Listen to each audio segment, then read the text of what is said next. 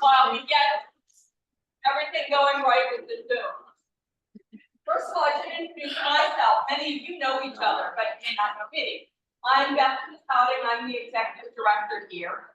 And I'm just thrilled with the turnout and the enthusiasm that we've had for this program.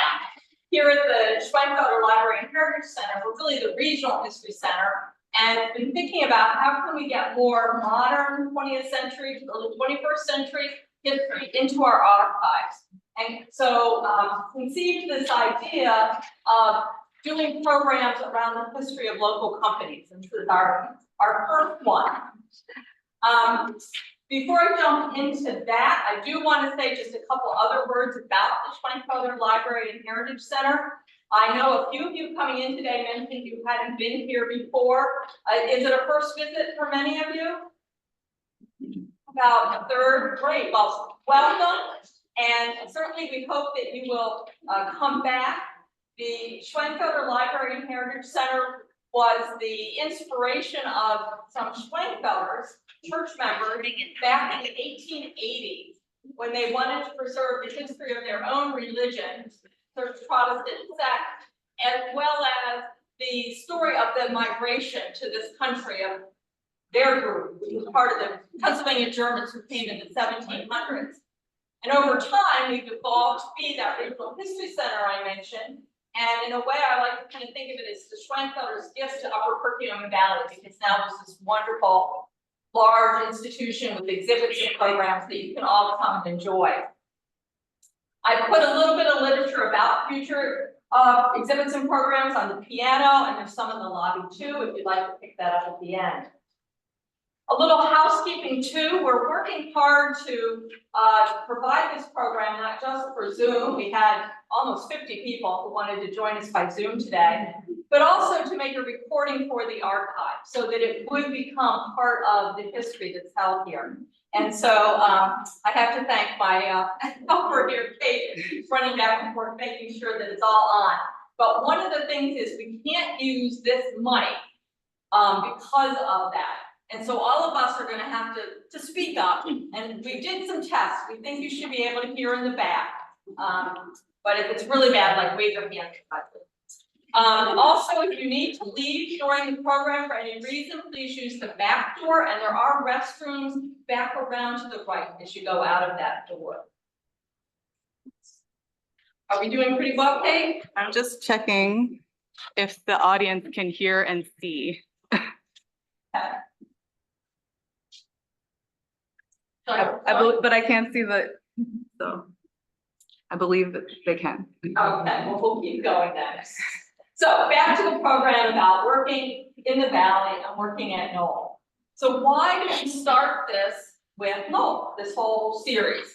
From a topical point of view, frankly, the formation of Knoll in the Upper Perkiomen Valley fits our mission really well, because it has a lot to do, as you'll hear in a moment, about the Pennsylvania German settlement here and the migration of those people. So that worked out well. It also is an interesting story to me, because a degree in decorative arts, because you have this local angle, and yet at the same time you have the Knoll products, which are international style centers, so it gives it a neat twist.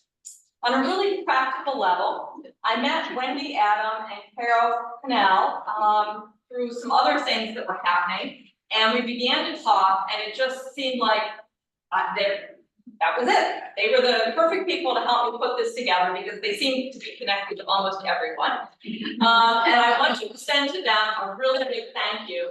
And then Kate came on our team as well. Kate is a former Knoll employee now working with Premier Environments. And not only is she being a great help with AV, but Premier Environments is sponsoring the refreshments today. So we need to give thanks to them. And then finally, I want to say we need to thank Miller Knoll. Our program today is going to deal with the history of Knoll up to the very early 2000s. We're not going to get into the period of the merger, but Miller Knoll was kind enough to donate the Syrian table that we're using for the raffle today, which will be supporting programs here at the Schwenkfelder Library and Heritage Center. So with that said, I'd love a round of applause for Wendy, Carol, Kate, Premier Environments, and Miller.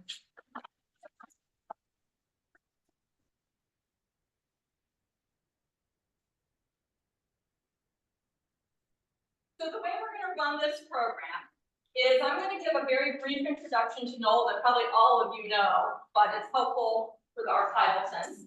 And then I'm gonna turn it over to our panel.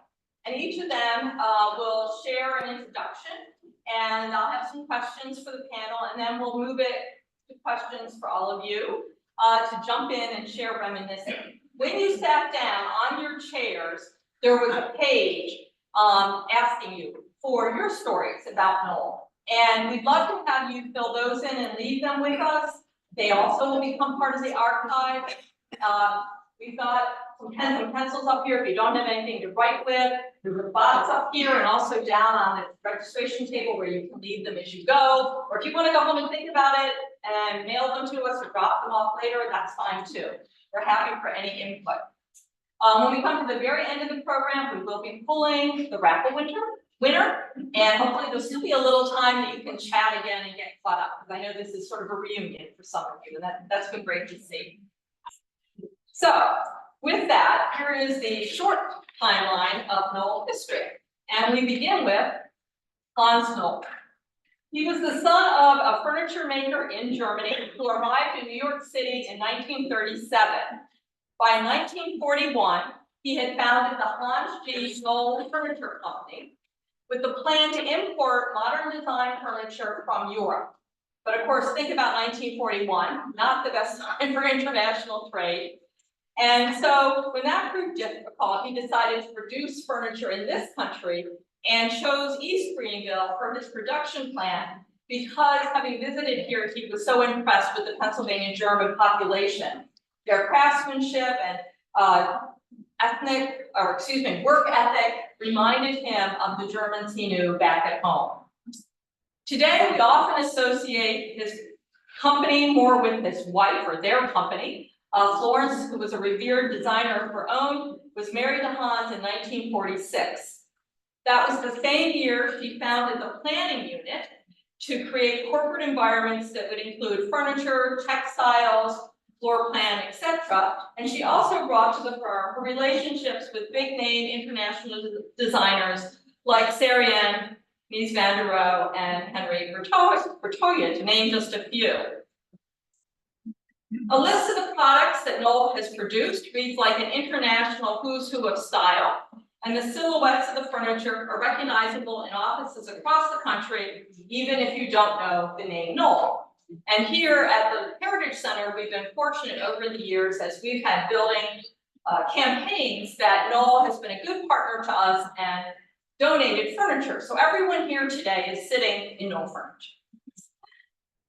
Knoll's first building in East Greenville was on Railroad Street, across from the current product development building. And through the decades of the second half of the 1900s, Knoll occupied many buildings in the area. And I have to say, one of the things I'd love to get out of this project is a map that shows them all. But we're all familiar, of course, with the factories on Water Street, including the infamous or famous Lubin building, which when it was built in 1986, won accolades for being an LED or a green building. Today, in fact, Knoll is still working at the forefront of sustainability, to have clean manufacturing processes, and to use recyclable and renewable products and materials as they can. For our purposes today, though, we'll focus on Knoll as a local employer. It's provided, of course, employment for many people, and it's brought many people to settle in the valley. In meeting with Knoll people over the last few months, I've certainly been impressed by the company's different efforts to work in the community, from educating high school students to cleaning streams to supporting the open lane, etc. I've also been told by many people, excuse me a moment.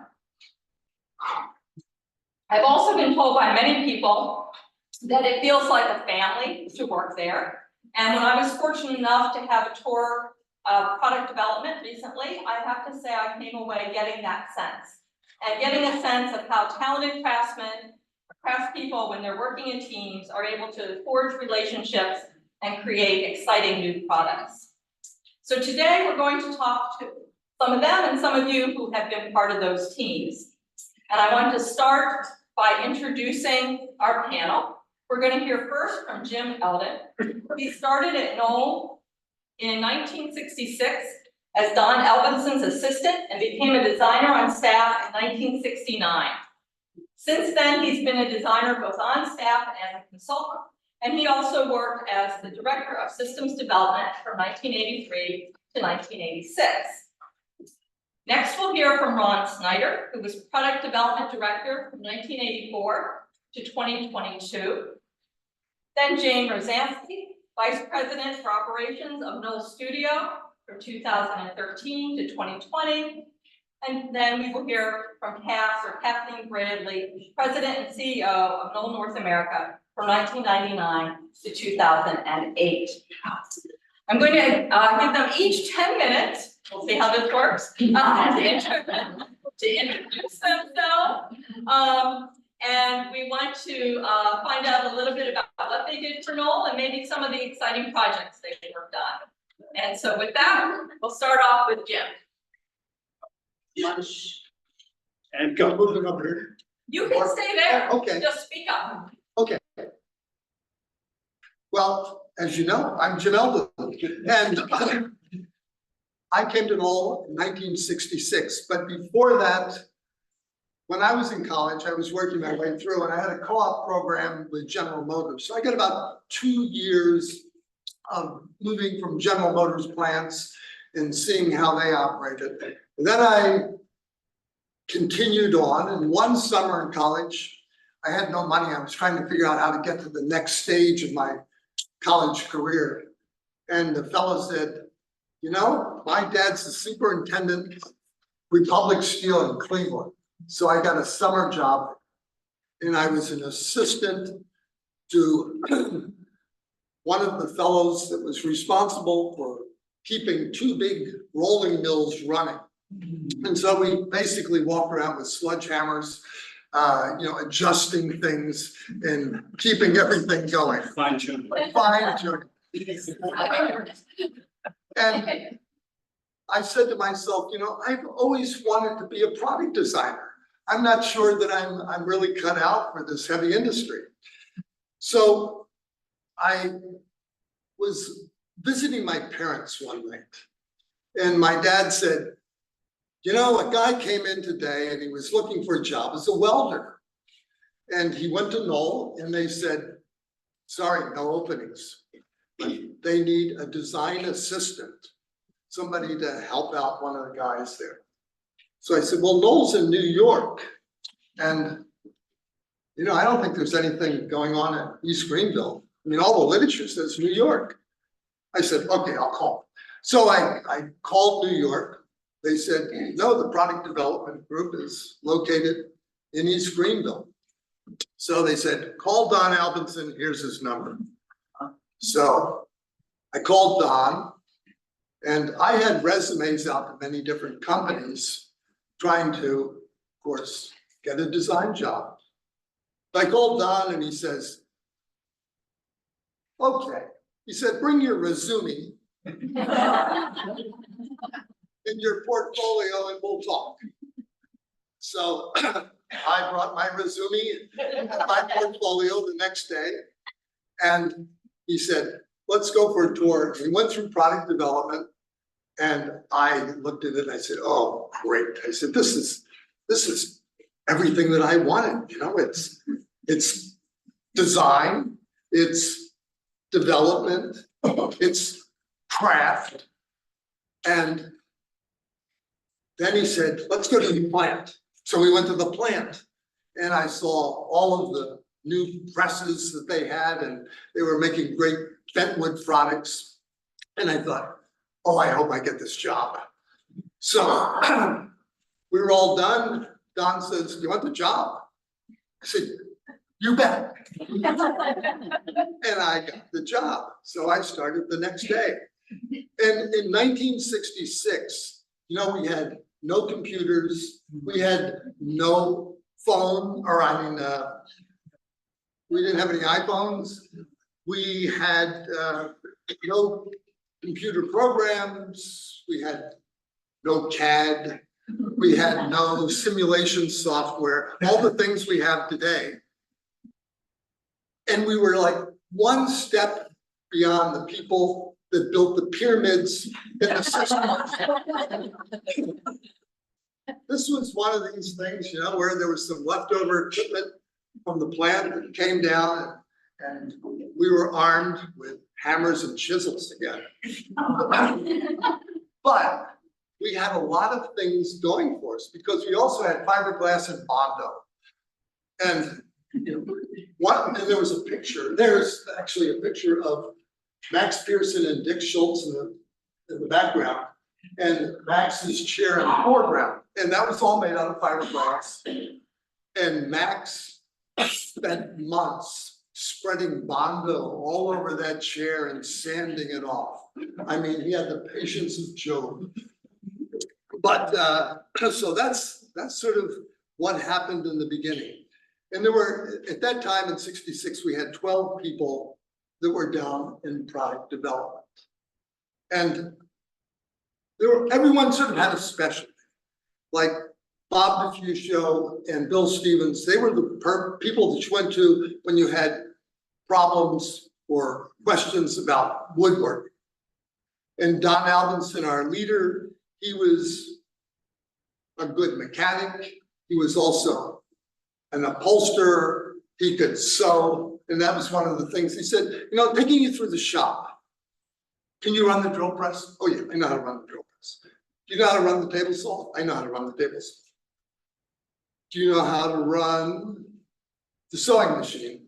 No. Okay, I'll teach you how to sew. Do you know how to upholster? No.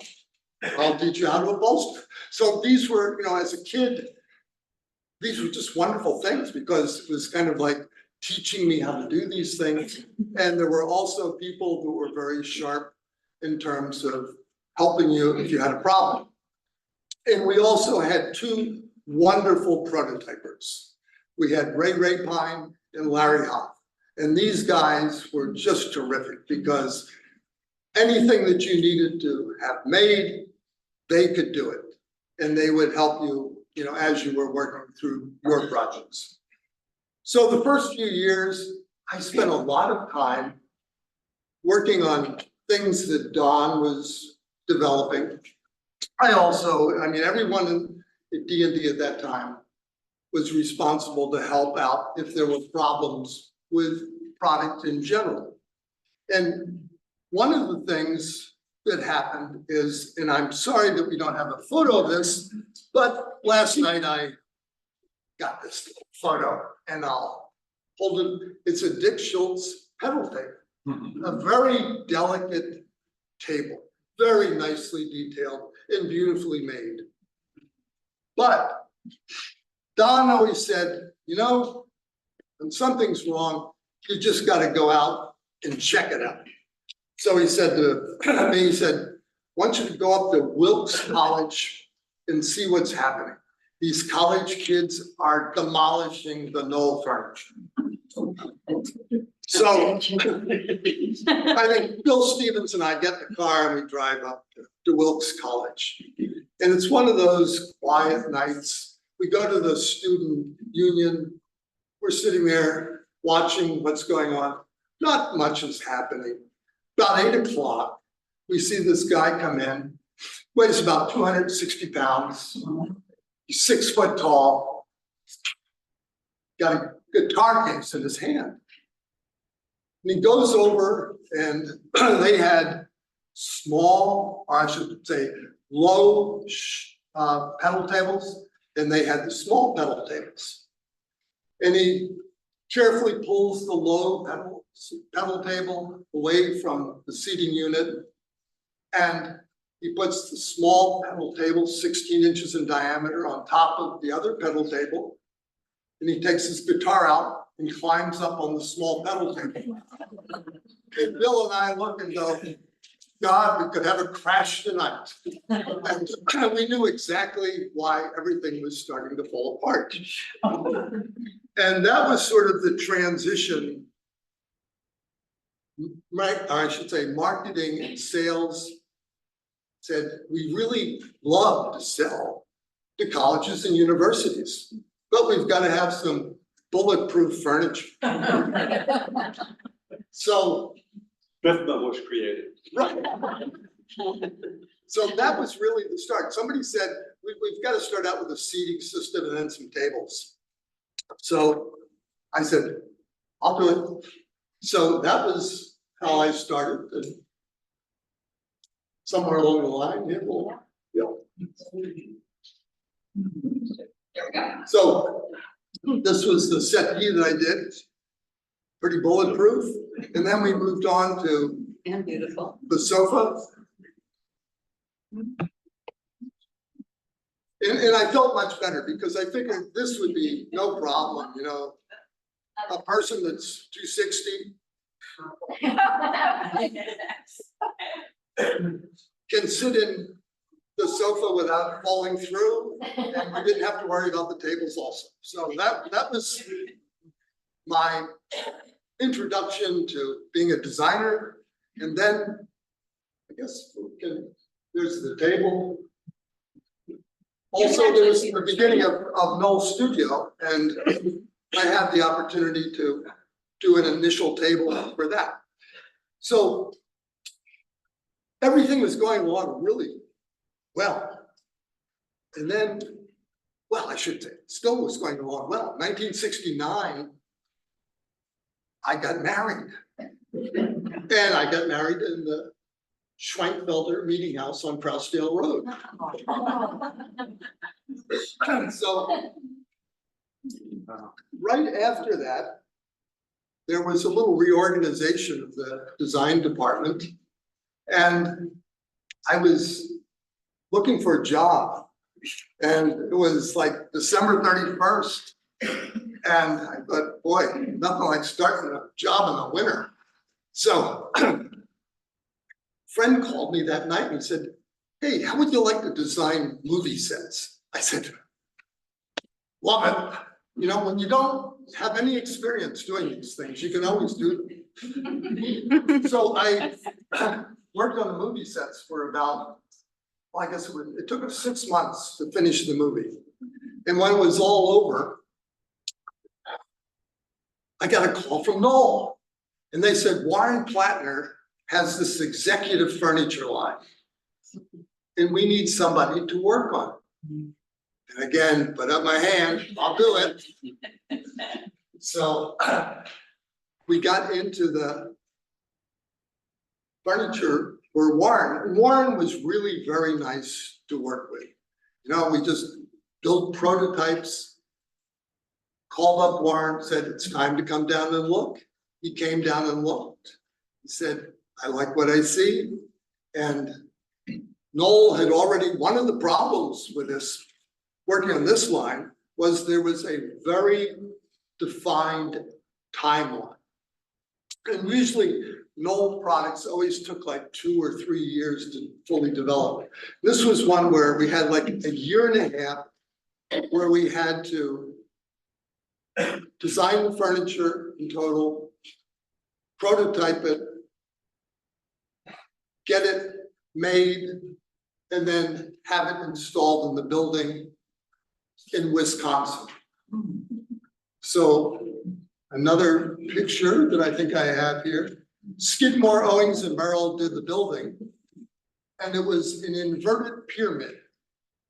And it was really, really quite nice. But Is this the picture you want? this is the picture that I want. Now, Okay. this is the start. Warren said, I keep looking up here, but it's right there. Right, wow. But this was sort of the height of detailing. All of the tabletops were leather covered, and the bases were brass castings that were chrome plated, and steel tubular legs and vertical legs. And it was really nice. I mean, it was a beautiful grouping of furniture and exquisitely made. And everything got taken to the site in Milwaukee. Everything was installed. We met our timeline, so everyone was happy with Knoll. And it was just a fun project. Things that I had never worked on before, like the leather covered tops. I realized that the next road over, there was a book binder. And he said, oh, I'll tell you how you can take all of those tops and seam them, because Warren wanted a little black and sometimes gold stripe running down the joint. And so we got some bookbinding tools and we did all of this, and it was like another learning experience. The same way with the the castings of the legs. We had a foundry in Pottstown that made the legs for us. So when you were working in early Knoll, you did almost everything. You had to find vendors, you had to physically go out and sometimes cart parts back and forth. And it was wonderful. I mean, you know, it was, every day was a learning experience. I don't think I ever spent a single day where I went in there and said, boy, I don't know whether I'm gonna make it to the end of the day. You know, it was good. So after that, Jim, do you want to show the rest of your slide? I do. Am I getting close to 10? Yes. Okay, okay. So we can, show that slide, and we can move right on after Warren. So we can go to the next one. Oh, and this is one of those definite aged, a real telephone that you just show. Yes. So this was all part of the. And then the next project that I did was the different chairs. And again, they were another technological change because Knoll had no steel back chairs. So we worked on large presses to make the chairs, and they had die cast bases. And also Neil Stiffriant was a very good person to work with. You know, not all designers do a good job of developing their own product, but Neil's probably had, we'll say 80% of the chair worked out. So it made it very nice, and he was a good guy to work with. And we had airport seating. Yeah. And then I probably did over the years, every time someone would call and say, hey, come back and take a look, I would say yes. So I kept coming back to Mother Knoll. It was really cool. And then the last project was the Rockwell project. And Ron had done the initial work on it. And then David McClanahan and I did the final work, and we got everything put together. And again, it's a rather complicated system. You end up, you know, you think, how hard can this be? But after you have 400 drawings, then you go, I know how hard it is. So that's basically what my career, I put in 54 years working as a designer in-house and as a consultant, and I loved every moment. I couldn't have asked for a better group of people to work with. Everyone was devoted to the company. Everyone did a great job of worrying about the details and wanting to make the best product they could. That's great, Jim. Thank you.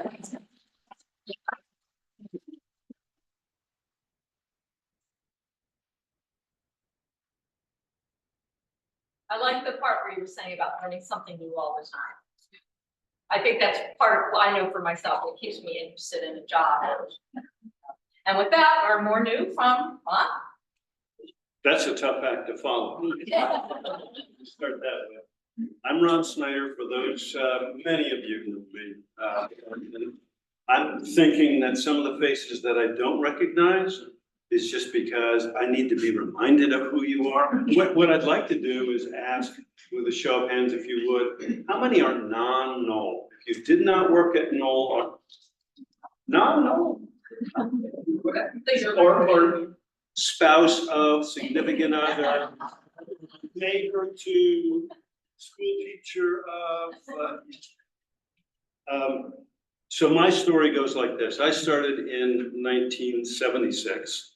I remember the young, college-looking, designer sitting beside me.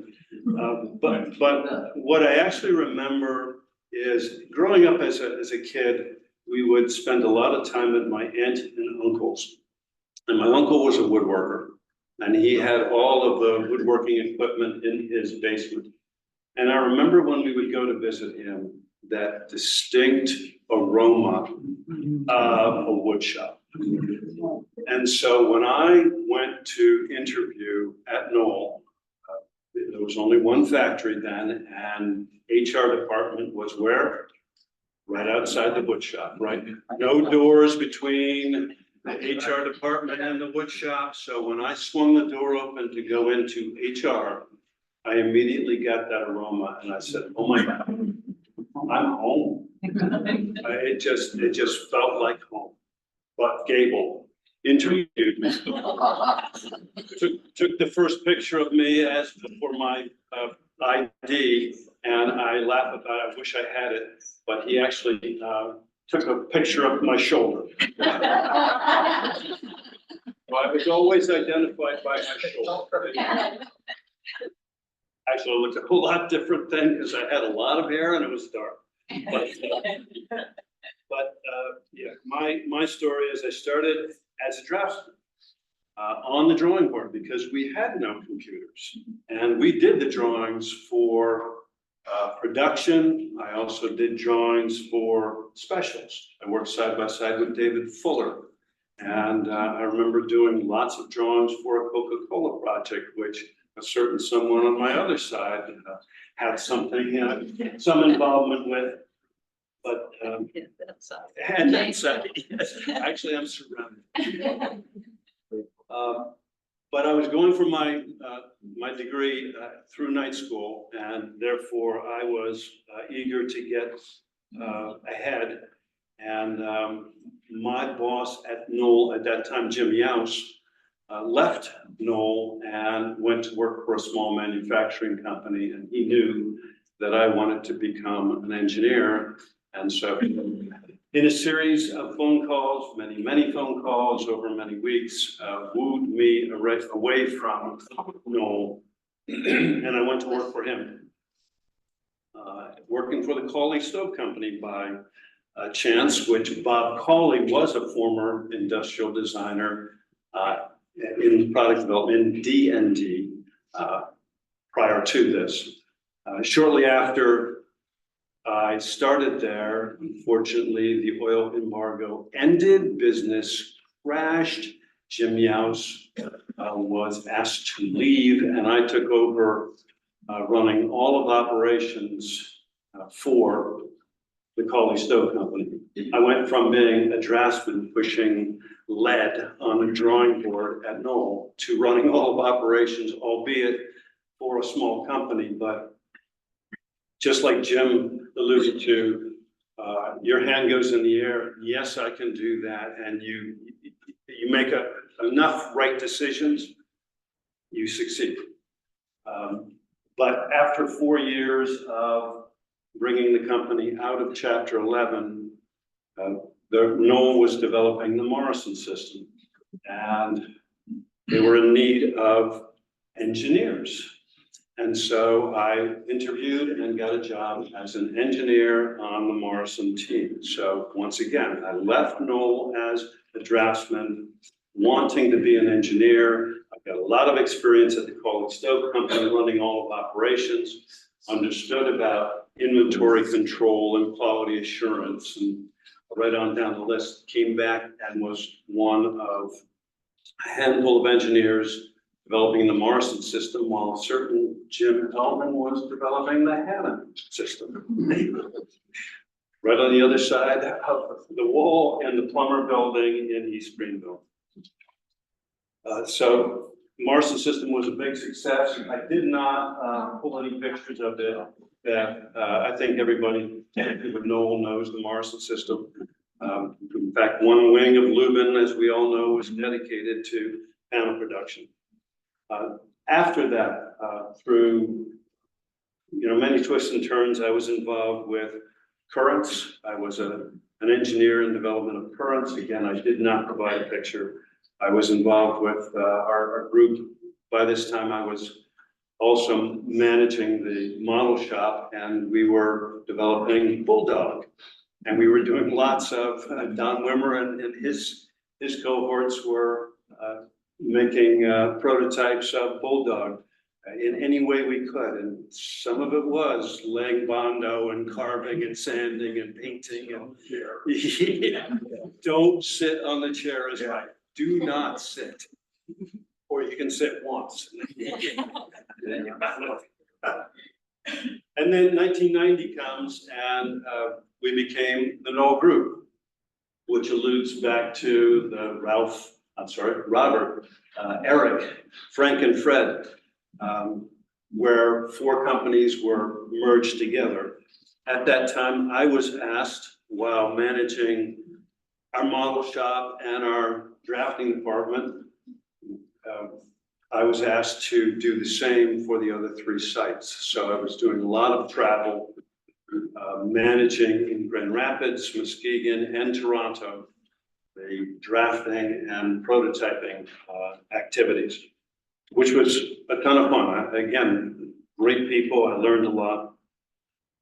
I was actually then asked to be the lead for a team because Westinghouse had lots of money to spend on this company. They had formed the Knoll Group.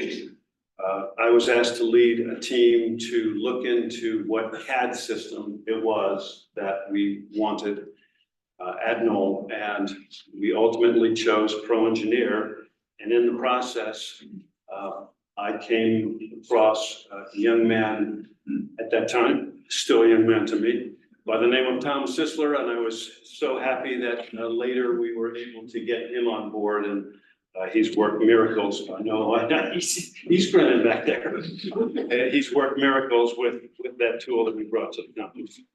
I was involved with the Gehry project, and those that were there at that time, Frank Gehry designed a series of bent wood. Actually, they weren't bent wood; they were laid up veneer pieces, chairs and tables and ottoman.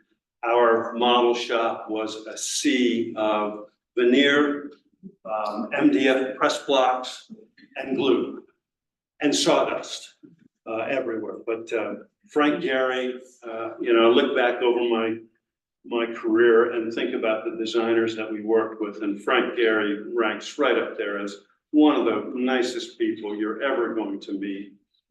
Just so much fun working with him and creating his dream of those products. I also worked on A3. In fact, I remember a story. Those of you that I should have pulled a picture of A3. Who remembers A3? Enough. Here's how A3 started. Andrew Kogan called a meeting in New York. A bunch of us were invited, engineers were invited to New York, and it was to meet this design team. And basically what Andrew said to us was as follows. I'll paraphrase. It was, look, and I'll also say, I've never heard Andrew use a sports analogy, but he did on this day. He said, look, we've hit a lot of home runs. We've hit a lot of triples, a lot of doubles. What we want is a really memorable at-bat. Meaning, he was less concerned about the saleability and about the profit, and the production of this product. It was more about calling attention to Knoll and coming up with something extremely unusual and unique. And boy, did we ever. I will say that Asymptote was the Hani Rashid and Lisanne Couture, yes, thank you, Lisanne. I will say that I've worked with many designers, and the easiest is when a designer as would be the case with Mr. Eldon, knows about materials and processes. He understands, they understand what it takes to make the product that they're designing. That was not the case with Avenue. They had no idea of how things would be made. We tried to explain it to them. It was a severe challenge, but we did ultimately pull it off. And I think we sold a couple of workstations. Great. Is that great? It was a good ad. There you go. I understand Robin Williams bought at least one, if not two, for his children. Yes, it was bent art, with tension fabric across it and all of that. Ron, do you want to show the slides? Do you want to show your slides? I'm getting to that. It's about. You got to talk so much longer. I'll move on. Yes. It's not a competition, but you won. So quickly, I then became a lead engineer for Knoll, during which I developed the Copeland light. Following that, I developed, so I worked with Richard Sapper on the monitor arm system. There's Benjamin. I'm doing it too, Jim. I know, I'll rotate. I worked on, you can advance, Beth, so there's the Knoll, the Sapper team. Continue on, I worked on and developed the Sparrow light while in leading Knoll. And then we can go to a really interesting project, and that used to be. I know, it doesn't give the whole. So I won't point him out, but there's a certain Charles Lieb in the house who got a group of us involved with developing a throne for an opera at the Metropolitan Opera House. And it was designed by David Ajay. You can advance to the next one. Yeah. Oh, wow. So really interesting project, one of those fun things where you ask yourself, are we just having another great? Yes.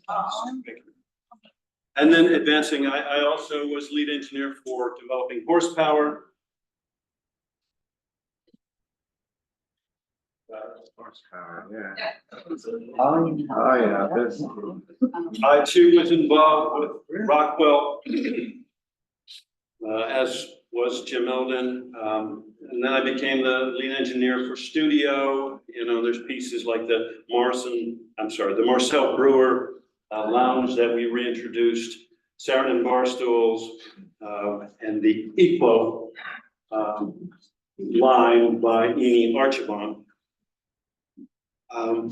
In the process of doing all of that, I have a handful, no, more like a dozen and a half patents with my name on it, which was really flattering to be involved in that.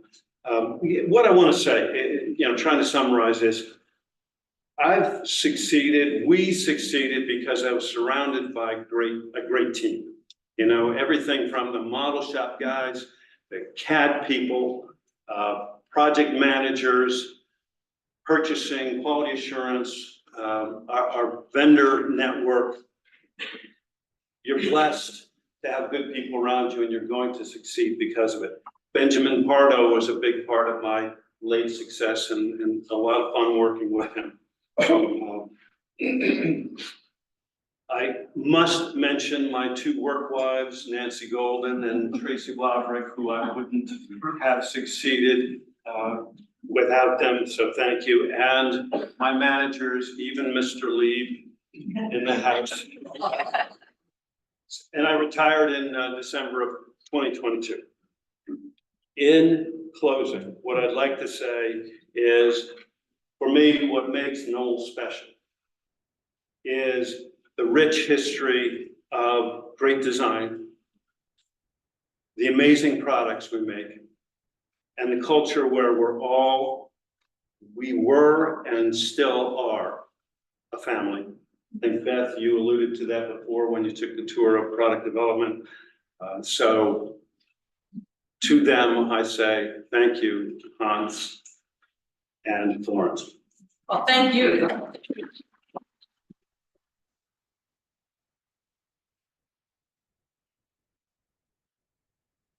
For those of you on Zoom, we don't have slides for the rest of the program, but we are going to be continuing, so stay on. And with that, James. Good afternoon. It's so exciting to be here with so many of the Knoll people that I've gotten to know throughout the years. It's been, an amazing, it's been an amazing position for me, and I got to travel the world and meet so many people, and learn so much as we traveled and hope to get home. So I got to know because my husband wanted to go into business for himself, and we had 2 children, 4 and 2. So I looked for a position to work second shift. So we didn't have so much babysitting, and it worked. So I could leave from my job at 3 in the afternoon, and I could get home by 11 if everything was going right. So I identified 3 locations, like 3 towns there was interested in looking at a position: Knoll, East Greenville, there was a position in Souderton, and then there was also a position in on the way downtown. So what happened was nobody wanted to hire me because I had a college degree from Ursinus College. Nobody wanted to talk to me. So the last time I went into East Greenville, I said to the HR director, and I said, this is like reverse discrimination. I said, you can throw me out after 30 days. If I don't work out, you can throw me out after 30 days. And at that time in the factory, when you came in on the north side of the business, there was a warehouse, like halfway up the factory. And they had a big warehouse in there. So they opened the door and they could drive the trucks in. So trucks that were bringing in large flitches of veneer. To give you an idea, they could be anywhere from 8 inches wide to 14 inches wide to 20 inches wide. So when I started work there, I called it Flitchbow Mountain because I'd have to climb up the outside of that mountain to just get them hooked up, to get the flitches hooked up so I could drop them down to cut them on a cutoff saw. And it was pretty tricky because if the flitch got hung up on one behind it, what would happen was it let loose, it went right across. You better get out of the way quick. So it was basically at that time we were working with walnut, white oak, maple, etc. And over the years, as that progressed, I started to work with the people in product development on some of their projects. And some of the projects that Bob Longwell got involved with, that, you ended up in Saudi Arabia. Yeah, I worked with them to develop all the the sizes and what they really wanted it to look like. So it was an amazing experience there. And as many of them will tell you, you meet the best people. And we had so many wonderful stories to tell. And I often talk about, one of the things that I've been hammering home. Now, we have two grandsons. One's going off to college now, upstate New York, and say, you know, my mantra to them is do the right thing. You do the right thing, it's always the right thing. And be kind. It's a recipe for success. And when you share yourself with other people and their projects, there's just an electricity that builds on itself and just keeps drawing people in. And I traveled the world. I traveled the world with this job. It's been amazing. Some of it had been really hard. You never know what you're going to run into when you're in China. You don't know whether you should touch something. You don't know whether you should drink the water. You just better be on your guard. So this is really a special thing for us all to be able to get together and tell our stories and our love of Knoll and how successful we have been. So I can't say enough, and I think we should all give ourselves a round of applause. Thank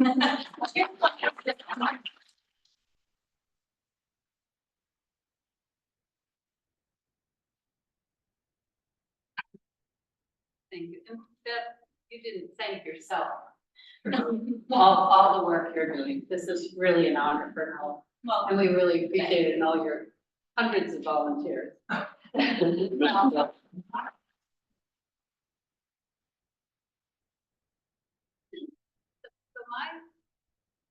was at Knoll for 30 years, but my exposure to Knoll starts a little before that. It goes, I hope, way after that. And today is an example of what I love about Knoll, and that's seeing all of you. I was opening Red Lobster restaurants as a career. I know, go figure. You get the connection, right? And I had my first child, and we decided that I would stay home because that job was traveling all the time for 3 years, or I'm sorry, for 5 years until they were in school. But when the kids were 6 months and 2.5 years old, my husband decided that he didn't want to be married anymore. So I needed a job. Oh, he was working for a Knoll dealer. That's before my 30 years. And one of the people from his dealership said, I heard you might need a job. And I said, I might. And he said, well, Knoll is looking for people. And why don't you go talk to them? So I went to talk to Knoll. And frankly, I didn't know a lot about modern furniture. And I walked in and I thought, they haven't even finished here. Must be brand new. I didn't exactly get it. And so I interviewed and they offered me a job and I said, I'd like to go home and sort of figure this out. So I was doing all the numbers to see if I could afford to work at Knoll.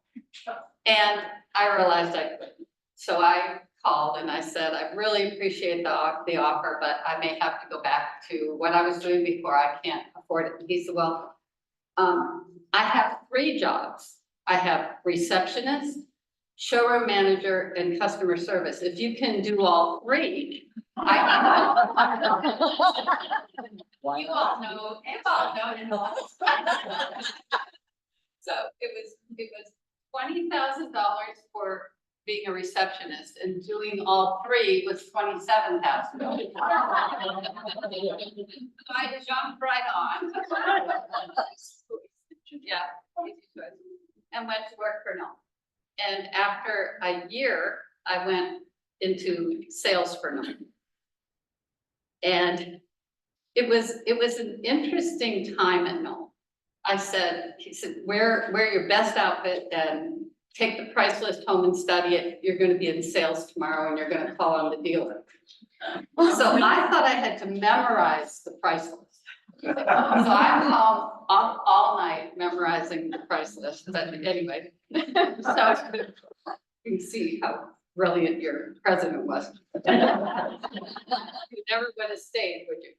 So, anyway, then I went from sales to regional manager, and then we had a role, divisional vice president for the Southeast, and then the national sales manager, and then sales manager and customer service, and ended up president. But the first time I came to East Greenville as a salesperson, first of all, I was so nervous. I talked to so many of you people, and I was so in awe of everyone I talked to and the things that you could accomplish and the kindness you showed us. And you were always late with everything, but we won't go there. Just, but it didn't matter because you wanted to make phone calls. So anyway, I was very nervous, and I don't have a very good sense of direction, and I got lost. Coming from the Allentown airport to actually I flew into Philly, and they said there was a connecting flight to Allentown and put us on a bus. And I was so young, I didn't know. And so I rented a car and I was trying to find the factory, and I thought, I feel like I'm close, and I looked over and there is a different chair, not the base, different chair shell hanging in a tree as a tire swing. And I said, I think I'm plugged. Those people. And I thought, this is so cool. I can't get over it. But there were just, when I walked into first of all, I think the first stop was design and development. And everyone says, what was it like to work with those famous designers? And maybe it was a naivety, I'm not sure, but I couldn't separate the awe I had for people here, all of you, from working with a designer. I guess in later years, I look back and I think, oh, Frank Gehry, that's cool. I ice skated with them at Vietnam. You look back, but really the thing that sticks with me is watching them work with all of you and the respect and the admiration they had for you and the way they listened and learned from you. I don't know if you saw it. Maybe as someone from the outside looking in and seeing that, it was so apparent to me. And I always felt like they were learning as much or more than we were learning. I had total respect for them, total admiration, but not more than I had for all of you. And I think it's the difference between maybe growing up here and just coming here and feeling like you're coming home. And I ended up coming here when we integrated the company, we made some really kind of boneheaded decisions. And the people that I would call for help sounded like they needed help. And I thought, surely we can sort this out. So without invitation, right, Tom? I came to East Greenville just to see what's up. Why do people sound so troubled? And it was simply a matter of just letting people figure out how to solve the problem and getting out of the way. And that's what all of you did. You just solved the problem, and I just got some things out of the way. And then it came time that it was time for me to go back after traveling here every week, I guess for a year or so. And I felt this sort of loss at leaving here. I didn't express it, I didn't say anything, but I felt it. And John Lynch and Bert Stanier asked if I wanted to stay and work with customer service and the national sales job. And I said, I would like to, because I knew I'd still see all the sales organization, but I felt like I was still here. So thank you for that. So basically, that's it, and I'll try to close up the time for you to move to the next thing, unless you have other, I was looking here to see what I did. Oh, what attracted me to Knoll was need. It would be very different today. Oh, thank you very much, Dad.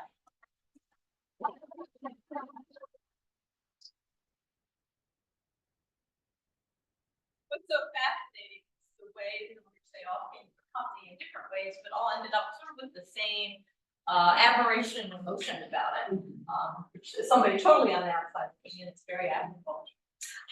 So I wanted to ask the four of you, how do you see the work that Knoll does here fitting in the larger role of design, of furniture? What's Knoll's special place? Anyone?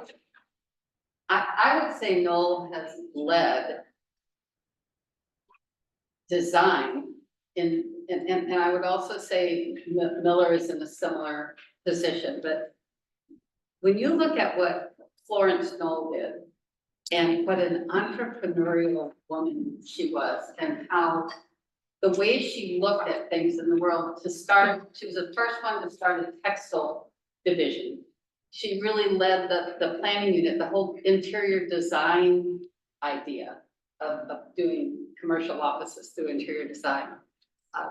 There were to hire craftsmen and metal workers and all of the architects and everybody to do furniture for Knoll. I think our place in the world, I think we're highly, highly admired from the outside as a company. I think for very different reasons than maybe all of us maybe admire each other. But you really feel proud when you go in to make a call as a salesperson, when people want to see you. And you see other people waiting in the design firm in the lobby and you come in and they let you go in and I was like, whoa, this is cool. I mean, they wanted to see you. They wanted to know what Knoll was doing. I think it really set us apart. Does anybody else have one? Yeah, I'd like to add to that, the word iconic, just I think is perfect. Could Knoll produce things faster? Yes. Could we produce it cheaper? Yes. Could we sell more? Yes. But we did it right. We did it so that it was great design, high quality. It was a true value, but a value in many ways, not just the price. It was a value in what it looked like, what it did, the position it hit in the market. Iconic. That's a great. Well, I think that one of the things, that you hear the expression, God is in the details. Yeah. And I think that's one thing that we always strove to meet. So many companies are just making product. And we always worried that it was the best. I can still remember, and I know Cass had mentioned too, that she had the same experience. There was a cabinet that was going through the production line and the assembler stopped it and said, the veneer doesn't match on these fronts. And it was, that's what you want to hear. You never want to see that product move down the line and not be as good as it possibly can. And the people that were doing the job knew it and took pride in what they were doing. You're right.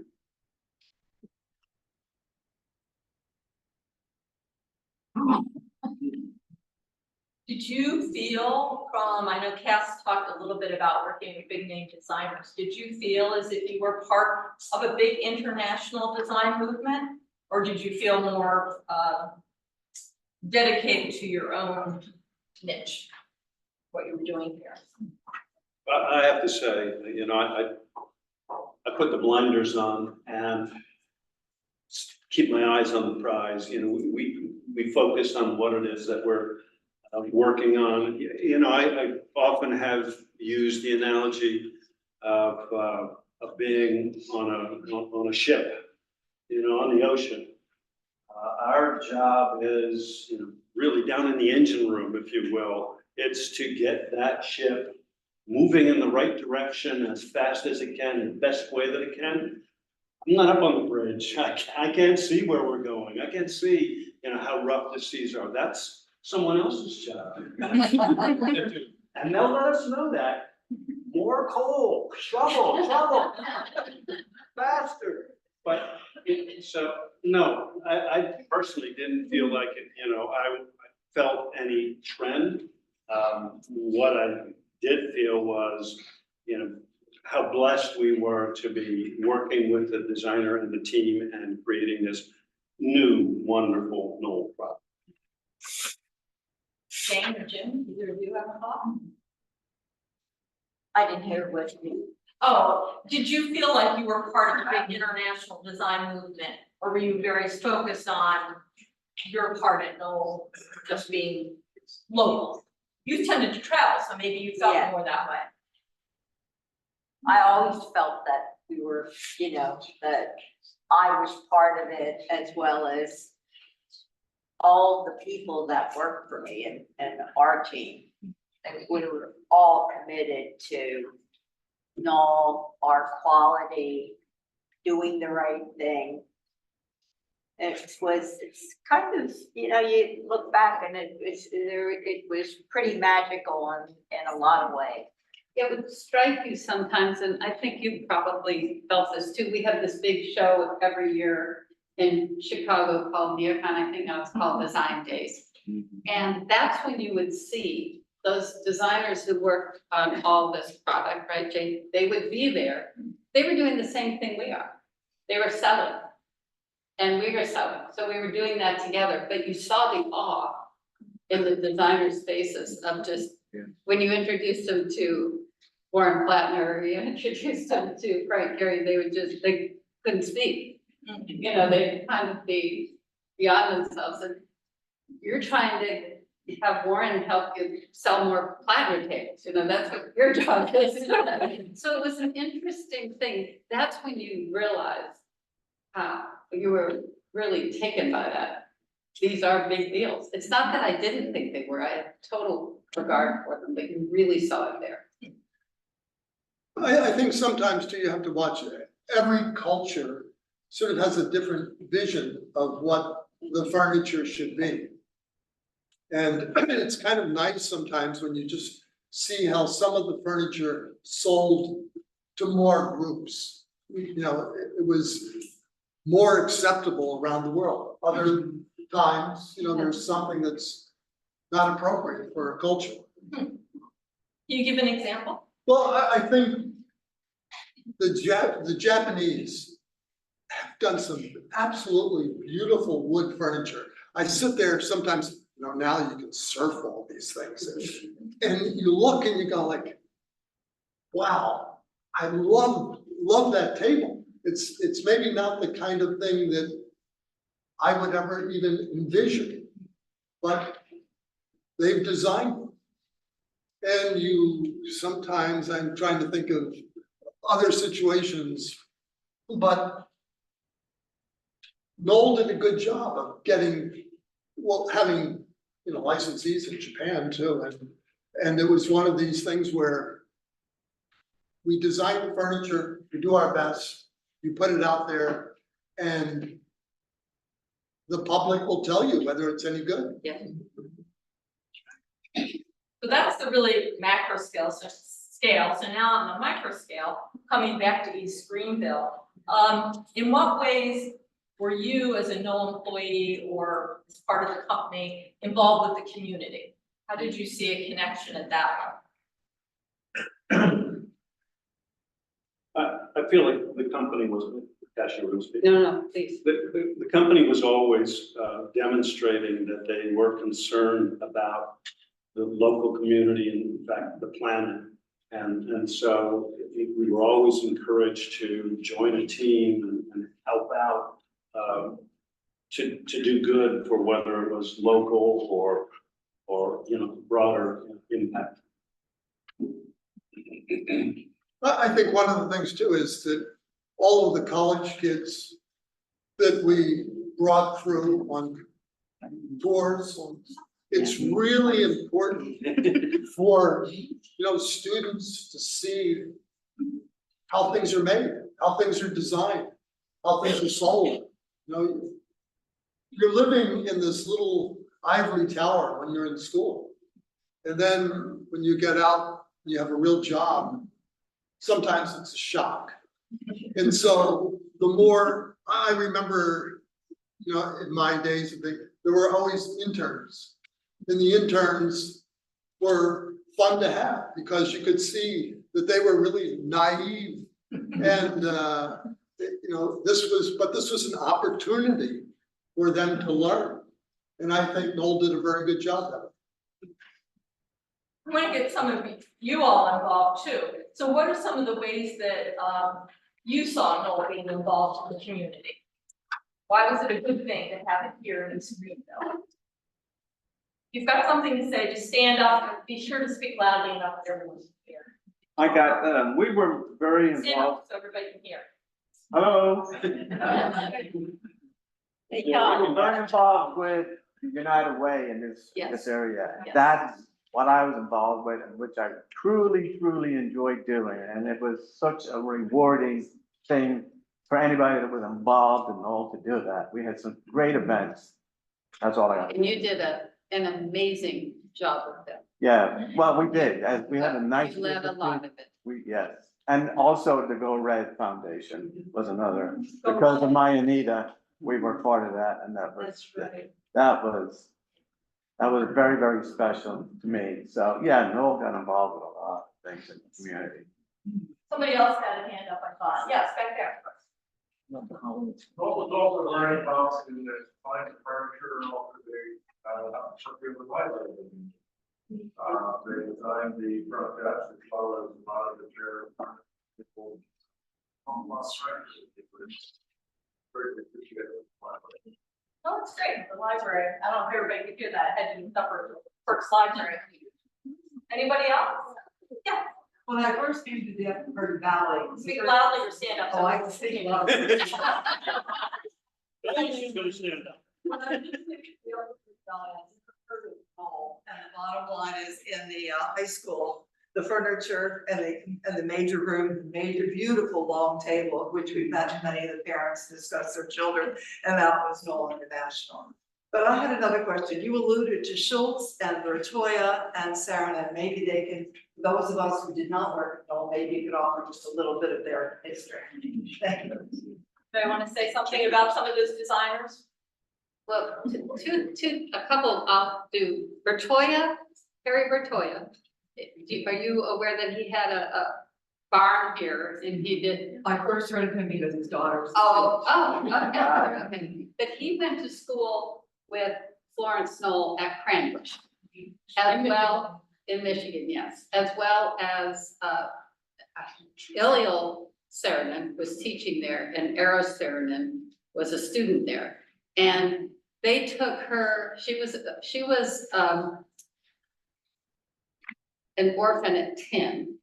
And then the person who was charged with being her caretaker sent her to the boarding school at Cranbrook. And then the Saarinens took her under their wing and just introduced her to the world of design and took her back and forth with them when they went to Europe and everything. So Florence's connection to Harry Bertoya and Eros Saarinen really was primarily because of that. And of course, they adored her and she thought the world of them. And she actually brought them here and put Harry at that farm and got that barn for him and told them design design a wire chair for me.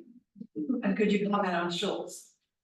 Schultz worked for Knoll, and correct me if I'm wrong, he worked at D&D for Knoll. Correct. And he just, during that time, designed that beautiful chair and then ended up with a factory in Palm.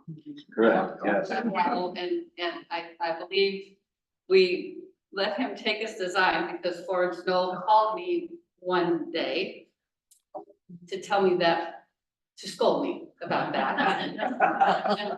When I was with, I would meet customers in the museum. And I always said, when I'm in the museum with customers, you know, don't bring me notes or calls This or is the anything. museum at Knoll. Museum at Knoll, yes, I'm sorry. And I need to focus on the customer during that time unless there's an emergency. So I got, the phone was ringing and somebody brought a note, said, Florence Knoll's on the phone, and I thought, oh, sure. I looked to see if it was April 1st, it wasn't. So I excused, and it was before cell phone, I excused myself and went to the office. And I told the designers at the table, they say it's Florence Knoll. And she said, you had no right to give the Knoll design for Schultz furniture to Richard Schultz. I love Richard Schultz. I think the world of him, but that's a Knoll design that belongs to Knoll. And Richard Schultz came to my house one night for dinner with some clients. And I mentioned that to him. We were talking, he knew about this, and we were talking about it. And he said, actually, she's right. But they gave it to me and I took it. And I said, well, you did design it and all that. And I had a family reunion the week before. My brother had sat on the back of the Schultz chair, of course. So the next day I got, he shipped a replacement sling. I guess he couldn't look out and see that chair. But anyway, he was a wonderful, wonderful man, Richard Schultz, and a brilliant designer. And maybe you have more to say about. Well, he lived one hill over from me. And it was one of those things sometimes we've done bad things to Knoll furniture. And I can't remember, there was one French chair, but that was sort of like when I was talking about the culture thing. And these things sort of look like schmooze. They were big, round, and we were at Schultz's place and he said, I really want to float one of these across my pond. And so we did. You asked about the effect of the community. I think so, Jane. Yeah, John Lanier, you had a question or Yeah, comment? it should be noted that Dick Schultz was actually hired to work with Harry Soya. Is that right? Develop his furniture. And he was part of the original team of 3 people who worked with him. And then when it was over, he thought, we may as well, job's done, look for another job. And that's when he tendered his resignation, and Hans sent him to Paris for a year and a half to get Bertoya's stuff in production over there with all the licensees. He was so good at what he did. Oh, Oh, wonderful. and a wonderful person. His approach was, if you're going to look at the form of the product, you should paint everything gray. Yeah. Color should not be part of that decision-making process. And it's actually really good. Now, it was a little scary when it came to radii, because he wanted to have radius cutters made in 64th of an inch increments, from an 1/8 of an inch up to an 1.5 inches. But no, we kind of worked in between there. He was so. But it was fun. He was always worried about all of the details. Thanks for reminding us of that. I forgot about that. Thank you. What I'd like to do is sort of a general, if you have questions for the panel and or have a favorite memory related to Knoll that you'd like to share, let's do that. Anybody have a favorite memory that? Oh, this is scary. Okay.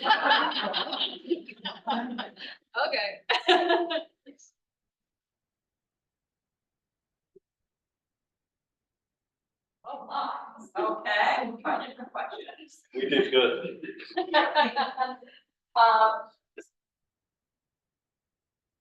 In what ways did working at Knoll influence or not your own sense of style and the way you decorated your home? Yeah, I'll respond to that because I started at Knoll in 1970, so I'm retired old timer. And I had no idea what the furniture looked like. I went for a job, I applied at 4 places and Knoll was the place that called me, so that's where I came to work. I got hired by this wonderful gentleman and I married him. Again, It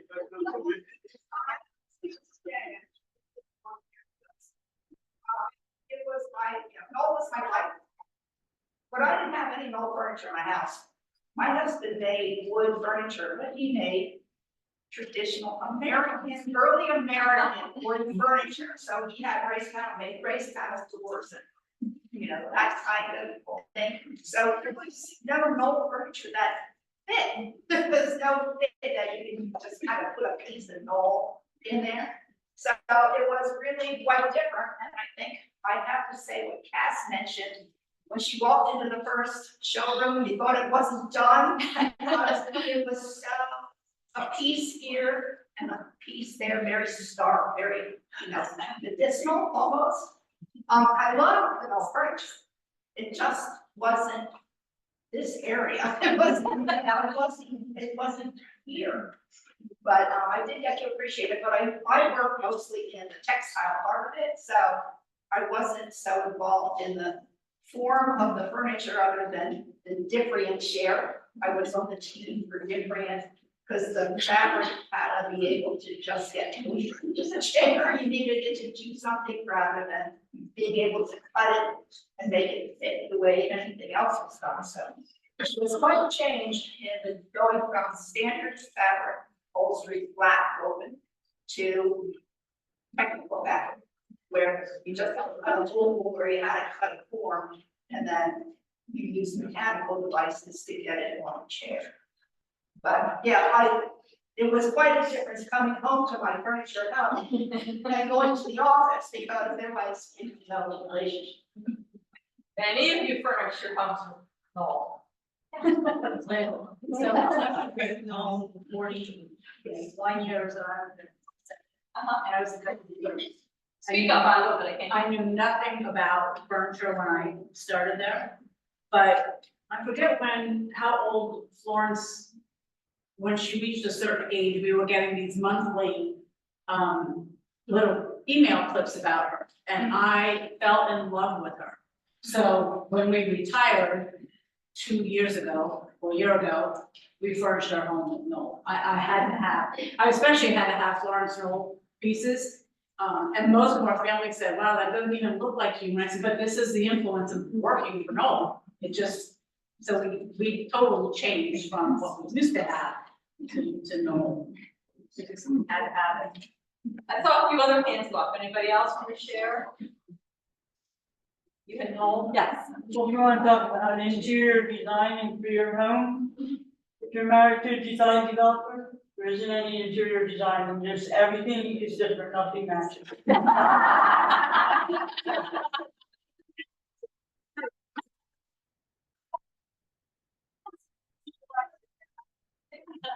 it's called eclectic. Yeah.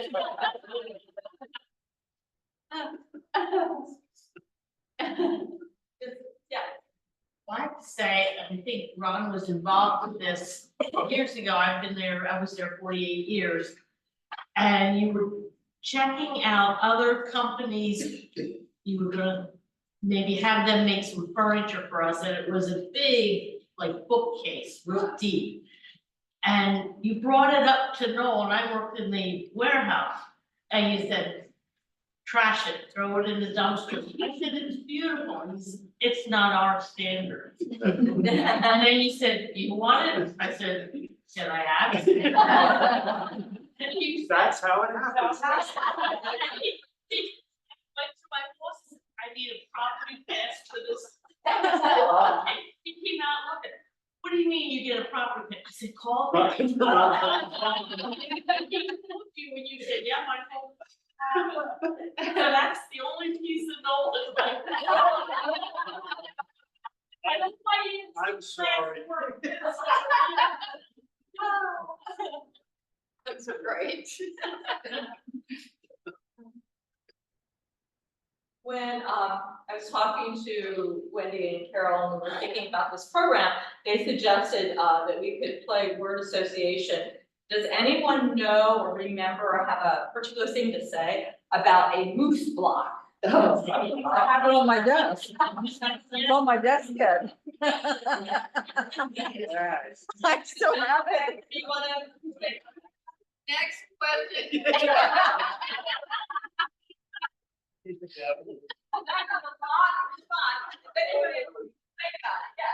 there. I'm Stella Young from New York, and you and I took a trip down to New York, we're still Knollies, Welcome. And at the time when Westinghouse took over, I worked for Porch Valley, and it was Mr. Napoleon, it was his name, Mr. Sardi. Maurice Sardi. Happened of putting the moon on the table. And they had these KRA sessions where let's put the moon on the table. Anyway, I never really got it, but long story short, we had an event, we had a regional meeting up in the Catskills one year, and each region had to put on a skit of some sort. And I worked for John Pickett at the time, and it was the Connecticut region, and we couldn't think of anything, we had no sense of humor, we couldn't think of anything. So we decided, all right, let's do a little skit of putting the moves on the table. And guess who dressed up as a moose on the table?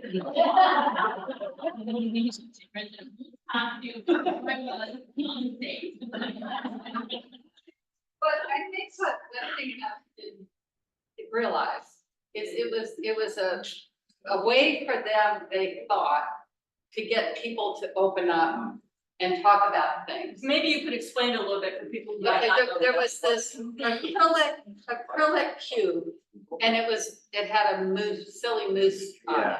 And I think you put it, correct me if I'm wrong, you put it, if you had an issue, and you put it upside down in front. And then you bent it, and then if the problem was solved, I guess you put it back up when the question. What they didn't realize is all you had to do was walk in a room for somebody to tell you what you were doing wrong. You didn't need a moose. Is that? There was also a book too. Oh, there was another booklet. book. Yeah. So it was just a different culture, and an old culture, and I wouldn't say across the board, but pretty much, people will tell you what's on their mind, good or bad. You know, they're not. Another phrase was just in time. Oh. Oh, my, that really is. Anybody have a story about just in time?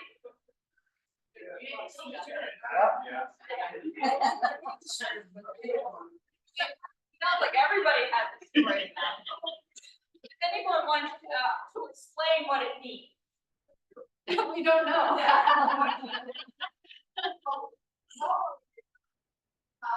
It was a philosophy that you carry inventory, That's right. that you planned your purchases based on your needs, so that you were gonna get in what you needed to go into production just as you needed it. So it was a whole production. It was pushing the inventory back in the supplier systems, that's where it wound up being, because somebody in that system had to have inventory, or we would have not been just in time, would have been forever late. And some did it really well, and some not so. I did it just in case.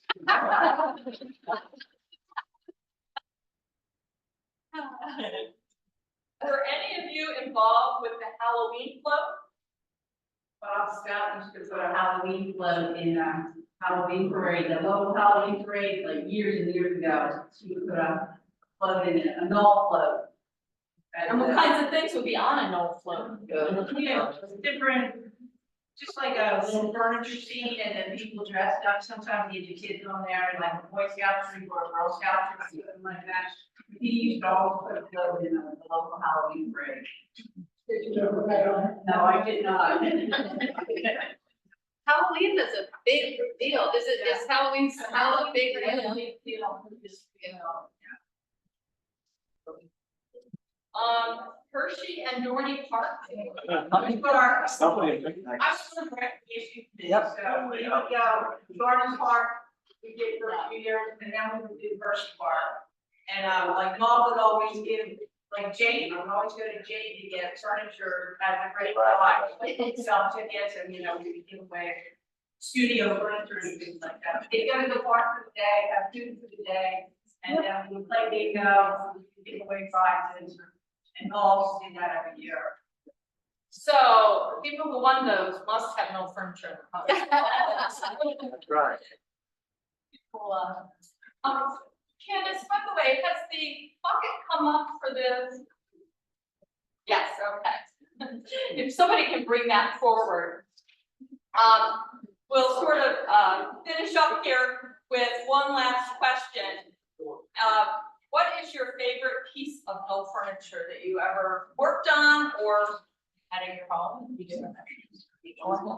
I have a room chair, because I've been there 40+ years, so I got a room chair as a gift, but I also have quite a few pieces in my house from my mother worked there 27 years.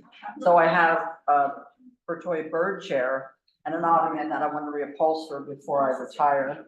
And there's a lot of Diarmas and risen chairs and all kinds of that, but the room chair is so comfortable. I love the room chair, it's so comfortable. So the room chair, how about anybody else? Does somebody else have a favorite? Yes, back there. Victoria chair. Victoria chair? 2023, buy it back. Yeah. Bird chair. Yes, couple back behind you, Deb. Couple back there. The peacock, you said? Peacock? What about, you gonna say that? Well, I said I didn't have the furniture, but at one point in time, Knoll Textile was involved in carpets. When the GFIs, which Knoll, and they, starting to sell a carpet that was Jack Wolf's carpet made in England. And it was squiggles and squares and diagonals. But it was a basic gray background with multicolors, yellow, blue, red, pink, little either squares or squiggles or whatever. I loved it. I bought a remnant of carpet. I had to buy an entire bedroom suit. For a bed. I love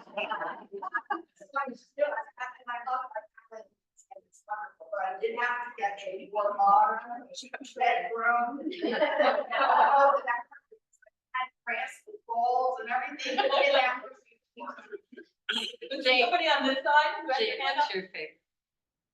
What's your favorite? Working with it all. As a non-Knoll person, my daughter worked at Knoll on the Antique Roadshow on PBS. At least 4 different times I've seen Knoll furniture be featured.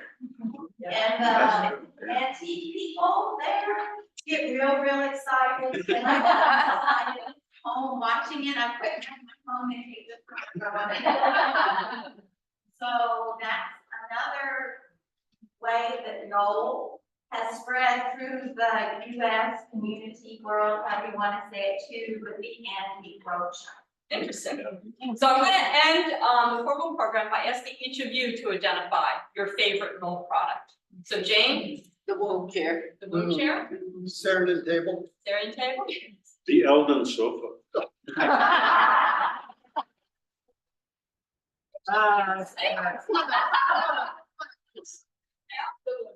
room chair, okay. Well, I really appreciate your contributing to this program. Don't forget to add stories and then give us your papers either up here or downstairs or send them back. We'd like to continue to grow the archive. So now we're gonna do the raffle drawing. So please do fill those out because your stories are the stories that are really I know I'm just repeating what Beth already said, but please do fill those out, because I think your stories are really so much the fabric of all. That makes such a difference. I'm gonna ask Jane to pull this. You want to pull ticket for us, please? Thank you. Okay. Who has number? I think I can go to the last three digits. 194. 194. All right. Not here. It's upside down. Give everybody a minute to check. Okay, well, in that case, we'll try 197. Oh, no.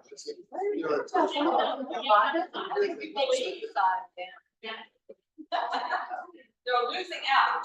246.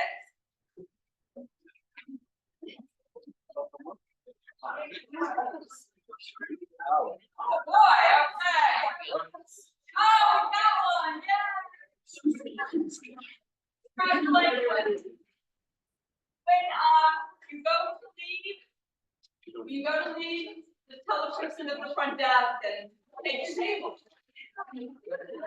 So we are open now until the first block, so you're welcome to more refreshments, to chat, the panel and the other, and to see our exhibit.